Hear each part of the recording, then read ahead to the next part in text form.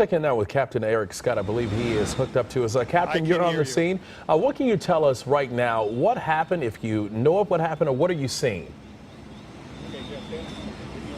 Well, we responded to a reported structure fire here at the Lancashire Boulevard of the North Hollywood area just after 3:30 this morning. What we have here behind is a large row of one-story commercial buildings that you could see, very tall. And what we do have is approximately 5 of those businesses that are under flame impingement at this point. So we've called for waves of additional firefighters strategically, to the extent right now we have over 113 firefighters on scene. So this is what we call a major emergency structure fire. So Captain, now we're learning that it started at 3:30. We were reporting 5:33. What's your best advice for those who are in that area and who are heading to that area, those who live there, those who work there, who may be trying to get to that location right now? You know, it's kind of hard to hear you, to be honest, but I think you're asking in reference to what do we need to tell individuals that are in the area. Well, certainly we want them to stay away. We do have all lanes closed on Lancashire Boulevard for a couple blocks due to the amount of fire apparatus that's needed to extinguish these flames, and we have hose that's laid around there. We want individuals that are nearby to shelter in place, meaning that if they have a lot of smoke, go ahead and close your windows proactively, and that way you could ensure that you minimize any of that smoke intake. But at this point, we don't have any significant damage to individuals nearby.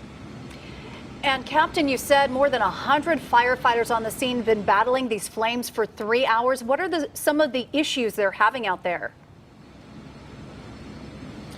Well, some of the challenges are the attic that is spreading those flames between multiple businesses. And there's what we call bearing walls that are in between some of those businesses, which are strong for us to stand on. That's why you see some firefighters still on the roofs in those areas.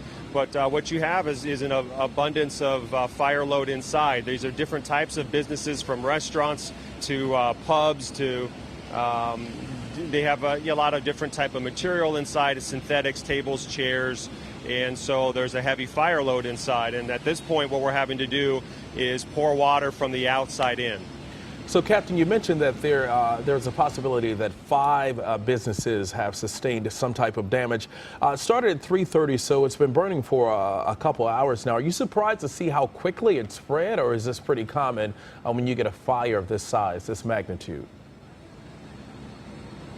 Well, this started at 5:33 to be exact. So it's been burning, what is that, an hour and 5 minutes right now. So it is spreading very rapidly, but it's not out of control. At this point, what we have to do is have firefighters surround this building in what we call divisions. And we have 4 sides to this building, as you can imagine, so we need firefighters on each of those sides. And then they need to report back what the damage is, where it's spreading. Initially, we were determining whether we could send firefighters on the inside or not.